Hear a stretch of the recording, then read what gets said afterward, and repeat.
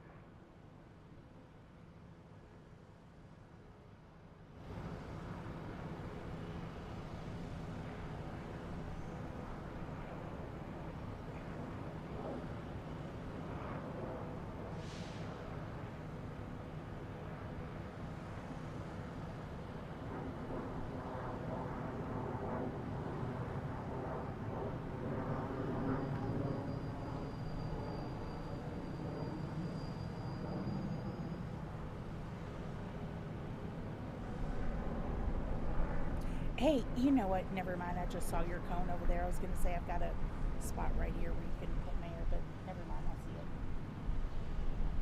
Oh, okay. All right. Cool. Oh. Oh, okay. Okay. Okay. Okay. Perfect. Thank you.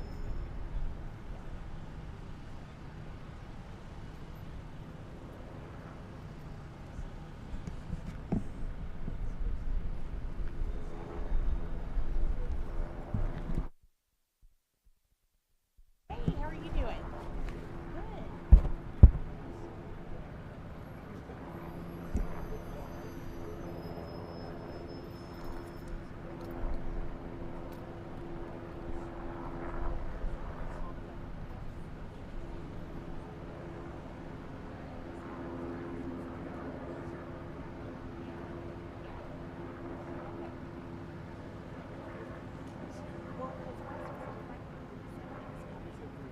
Yeah.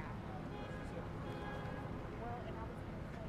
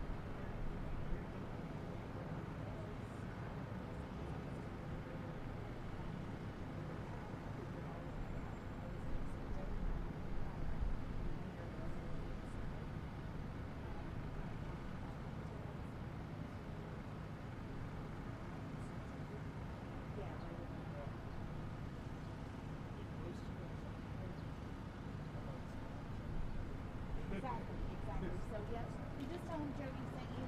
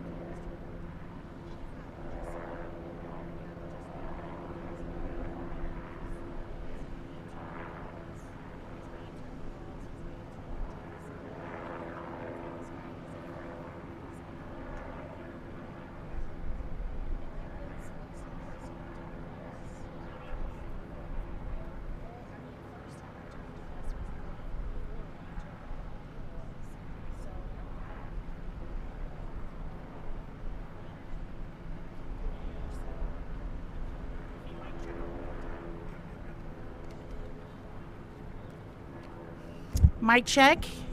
1, 2, 3. Mic check. Yep. All right. We ready? Yep. Mic check.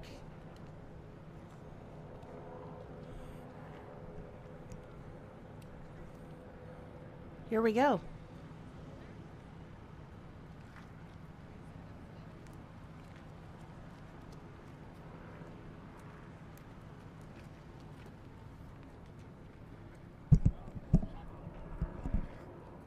Good afternoon, everyone. At 9:21 this morning, MetroSafe 911 received our first call on the situation we're dealing with right now from the county clerk's office in the First Trust building at the corner of 5th and Market Streets. The call was reporting a strong smell of gas inside the building and also outside the building as well. More calls continued to come in about a strong gas odor in that general vicinity. As a precaution, Louisville Fire Department, of course, responded, and then as a precaution, started evacuating the buildings in that area between 5th and 6th Street, between Jefferson and Market Streets. This includes our offices behind me in Metro Hall, the Sheriff's Office, and the County Clerk's Office. Right now, crews are on the scene from the Louisville Fire Department, LG&E, and MSD to determine exactly where the gas leak is coming from and to make the needed repairs to it as quickly as possible. As a result of the elevated levels of gas that were in buildings, we declared a level 2 hazmat situation for this immediate vicinity. And as a result, we've asked people to please avoid this area, this part of downtown, while we continue to respond to this and to fix this situation. I'm going to now turn it over to Assistant Chief of the Louisville Fire Department, Bobby Cooper, who's going to talk more about Louisville Fire Department's response this morning, what they found, what's going on, how the repairs are going right now. Assistant Chief Cooper. Thank you, Mayor. The Mayor did a great job of concisely explaining what's happened up to this point. I have a lot of information, so please accept my apology if I'm looking down a little bit at the notes, but I want to make sure I'm giving you accurate information. Again, we got the call just after 9:20. Our crews responded to the scene of 5th and Jefferson to the odor of natural gas in buildings as well as outside buildings. We immediately dispatched our hazmat companies. We currently have 2 hazmat companies on scene as well as 8 units, which equals about 40 members of the Louisville Fire Department. When we initially got on scene, we began monitoring the air. We quickly picked up on dangerous levels, high levels of natural gas outside and inside buildings, as well as within the sewer system. At that point, we need to mitigate. So we need to evacuate the area. We need to make sure that we get people out, and we need to start to try to lower those levels of gas that are in the area. So the best way that we can do that, again, that was in the sewer system as well as inside buildings, is to send crews into the buildings to begin taking readings with our meters in buildings, get people out, and then begin ventilating those buildings, whether it be open up windows or in the sewer system in that case, is to open the manholes. MSD was requested to the scene as well as LG&E. They were on scene quickly. LG&E was able to assist us in monitoring the area for those levels. MSD did a tremendous job of helping us pop the manhole covers as well as monitor what those levels might be within the sewer system. So a tremendous thank you to them and support from them as well. So when this is a hazmat. So this is a level 2 hazmat. A level 1 hazmat is essentially just making notifications to public health, MSD, and other agencies. Level 2 gets a little bit more complex when we get into evacuations. It initiates a lens alert, which was sent out by MetroSafe. That lens alert was to avoid the area. And then we used our personnel to go door to door, building to building, to remove people from the buildings to get them outside. We ultimately ended up evacuating from 5th to 6th and Jefferson to Market, and then another half block east of 5th. So we evacuated all souls, all people within those buildings. We set up a perimeter. We are requesting no foot traffic and no vehicle traffic from 4th to 6th and Chestnut to Liberty. So again, our Chestnut to Market, I believe we said. I'll get you those exact streets in a second. But what we're asking now, we've sent out that lens alert, and what we need now is we need the public support. It's the middle of the afternoon. It's a work day, and we have people that are still walking through the area. They see the fire line tape that we have up, the yellow tape. Just be cautious. Understand that it's an ongoing mitigation. It's a dangerous situation, or at least it was. We were able to decrease those limits, those explosive limits, very quickly once we started to ventilate the sewers and the buildings. We also have some natural ventilation today, luckily with a lot of wind that's helping us to ventilate stuff. So when LG&E was on scene, they need to identify where the leak is coming from. They believe they have done that now. We don't have confirmation yet. We're still waiting on that. But they believe that that leak is coming from an 8-inch plastic line that runs down 5th Street that is between Jefferson and Market. So they have now isolated that area. They have shut down the gas to that, and they're doing further inspection to make sure that is where the leak is coming from. Once they confirm that, we'll continue to monitor the area. We'll continue to go through every building to make sure that people are out. We've evacuated all those buildings already, and we'll continue to do that even once we confirm that we've shut down where that leak is. A question that I anticipate you all may have is what causes these things? And the truth is we are not 100% sure yet. That'll be part of the investigation that LG&E does. But with the freeze and the thaw of ground and utilities that run through the sewer system, it's completely possible that may be the cause of it. It could be anything else. If you have an odor of gas in your building, call 911. We're receiving calls from beyond the area that we've evacuated. Let us know. We'll send a crew there. We'll come. We'll monitor your building to check to see if it's safe, or if you need to get out, or if we need to mitigate any further. Again, think of rain. We recognized what the situation was. We recognized what the hazmat was, natural gas. We then evacuated the area. We had people avoid the area, so we recognized we avoided the area. Now we're isolating what that leak is, and we've made the notifications that we need to make. Now we need the public to help us just to keep the area clear. Are there any questions? Hold on one second before we get to questions.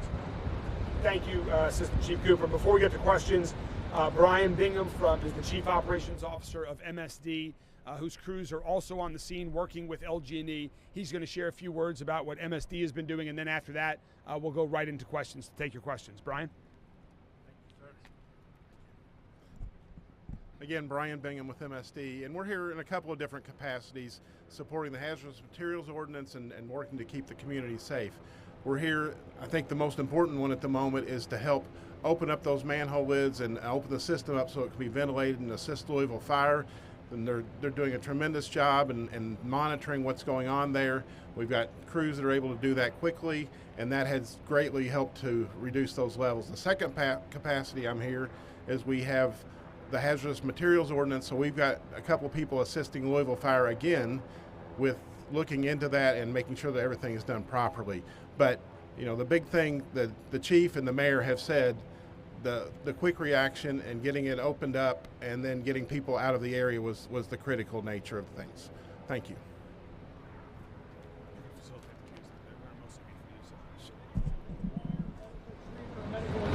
That's a great question. So, and I'm sorry I missed that, but the question was, were there any injuries, anyone with medical attention? So there was nobody directly related to the incident. We did have a bystander who was near the corner of 6th and Jefferson who was having an asthma attack. We had EMS crews already on scene, and they attended to her. I don't know if the person was transported or not, but we don't even believe that was associated with this incident. Do you have any idea how many people and how many buildings are impacted?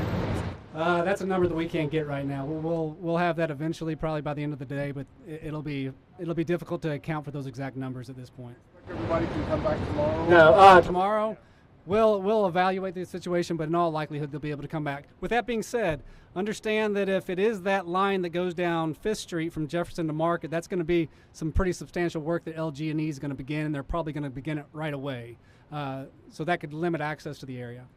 The whole area going to be evacuated for the entire day? It is for now, and depending on when they isolate that leak and shut that leak down. So if they shut the leak down, if they identified the leak on 5th Street, which they've now shut down, if they confirm that that's it, Then we'll continue to monitor the air. As long as those levels continue to go down, then we'll be able to bring people back. But in all likelihood, by the end of the workday, you should stay home.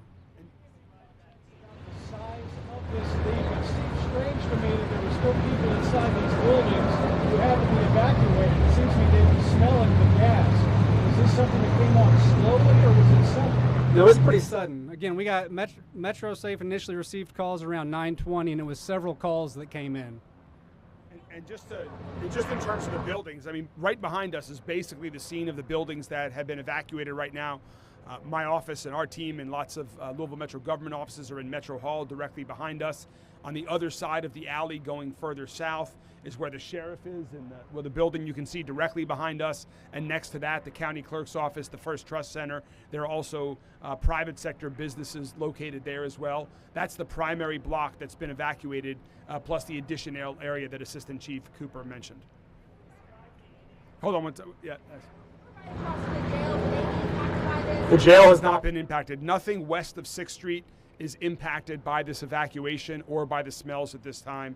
So City Hall, people are still working in City Hall building, in the Judicial Center, as well as in the jail. Isaiah?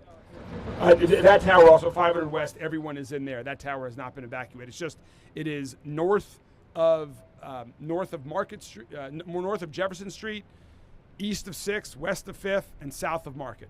Isaiah?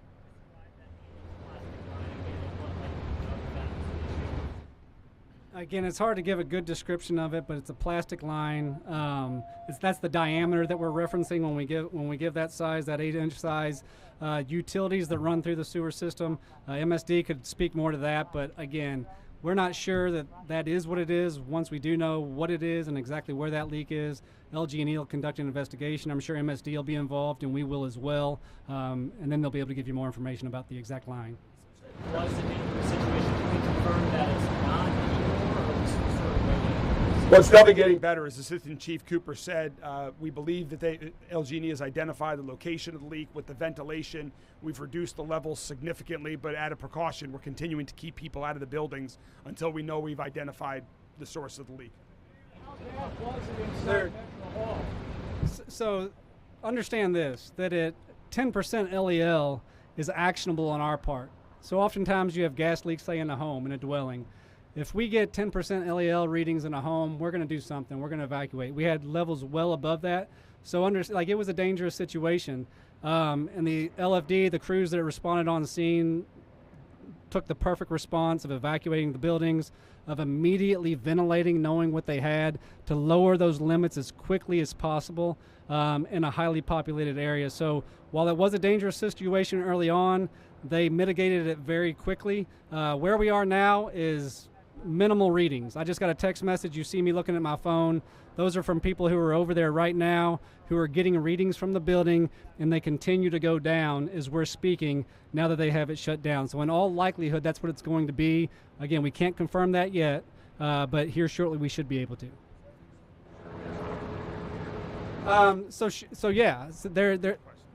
The question was there an explosion risk? So it's natural gas. You know, it's flammable. It's an explosive. So yes. But again, crews on scene did a great job. There's also fail-safes that MSD has, that also LG&E has, to prevent the levels from getting too high. Again, it's good that we have a windy day today. We have air circulating, but at this point, it's safe.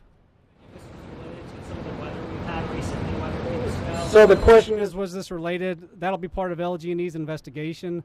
But yeah, when we have the hard freezes and the thaws like we've had, you have utilities that expand and contract. Those utilities run alongside each other, so it's possible that could have been what the cause was. MSD, we saw crews putting what looked like equipment down into manhole covers. Can you tell me what your people were doing down there? The only equipment I'm aware of that we put in the manholes were our meters, also to read the LEL levels to see what the gas level was inside there. Has the gas been cut off in that pipe, correct? It's mine. Yeah. So again, we can't confirm it until we wait a while. We've shut it down. We continue to get readings. We see that those readings continue to go down, and as long as they go down, they're eventually to zero. Then we can confirm that that's where the leak was, and then LG&E begins their repairs. Gas has been shut but the gas has been shut off.